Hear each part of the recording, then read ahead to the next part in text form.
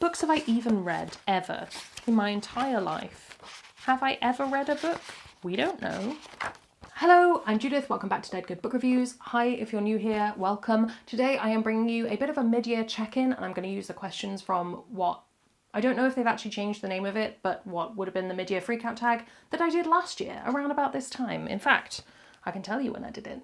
I did it a year ago. That's not helpful, YouTube. I need to know exactly when I posted it. 26th of June. There you go, over a year ago now. Whew. I'm going to steal my prompts from last year's video.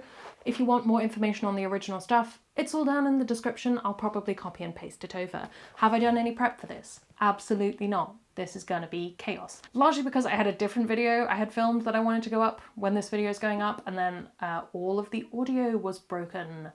Yay! So instead, you get Chaos Judith telling you about things. Question 1. The best book you have read so far in 2021. I've read some good stuff. Let's flick back through my notes. I'm gonna do books that I read that were new rather than rereads, because otherwise rereads win all the time. Oh, you know what? I know it was. It was the book that destroyed me emotionally, and it was Assassin's Fate. Not necessarily in terms of like the best book reading experience, but just the emotions and the journey of finishing that series. Oh, I cried a lot.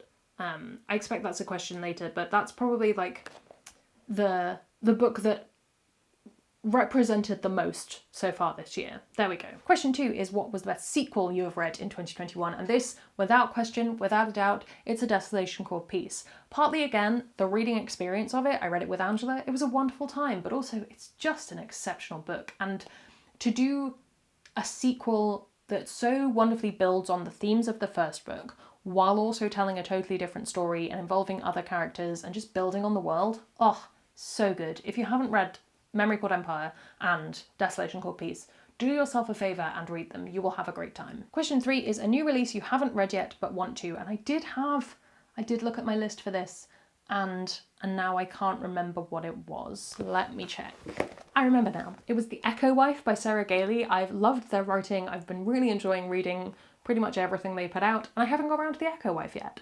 I would like to buy a copy at some point and read it. I think my qualm is I'm worried that it's quite different from some of the other stuff I've read that they've written, and I don't know how I'm going to feel about it. So if you have read that, let me know. Let me know what your thoughts on it are. Most anticipated release for the second half of the year.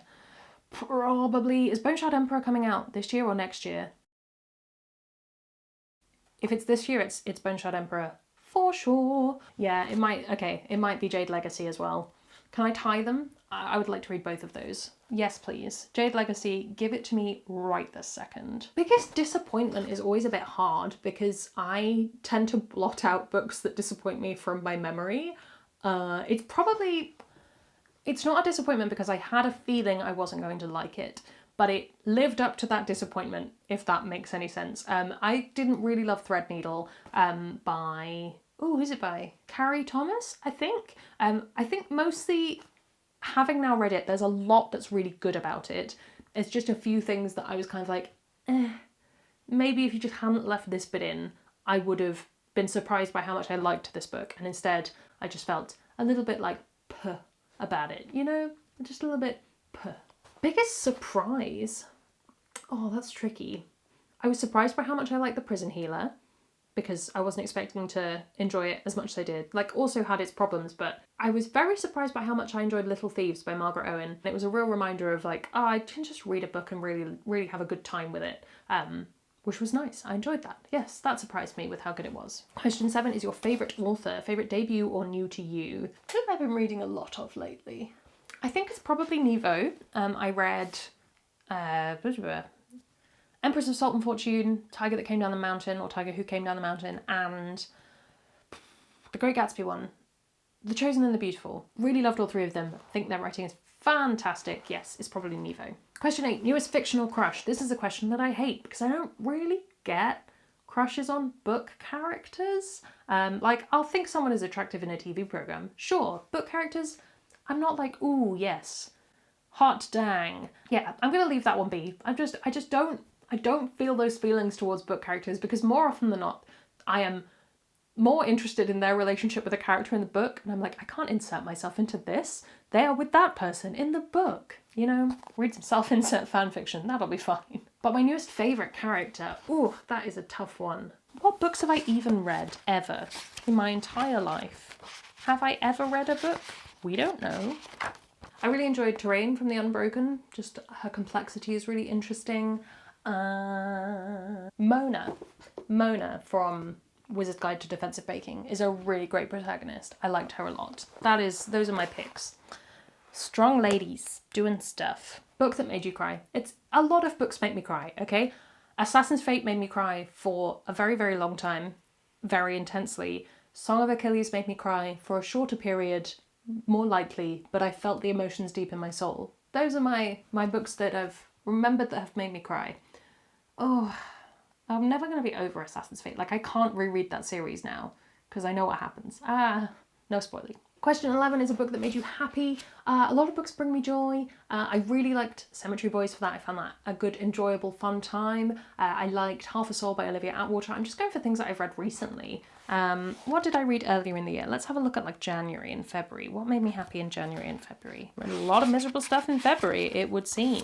Oh, I read Heartstopper Volume 3. That was the first book I read. That's a lovely book. Oh, I think The House of Always was a book that I found brought me a lot of joy because it reminded me that I can really enjoy big, epic, chunky fantasies. I think that brought me fulfillment is probably a better word. Question 12 is the most beautiful book you have bought or received, and I think it is probably Honeycomb by Joanne Harris, which is really hard to capture on camera, but it does have gorgeous illustrations in it, and I haven't read it yet, but I'm very excited to, and then it shall be beautifully displayed upon my shelves. Hyped. Question 13 is, what books do you need to read by the end of the year? I have heaps of books I need to read by the end of the year. Not gonna lie to you, bit nervous about it. July reading is not going great for me.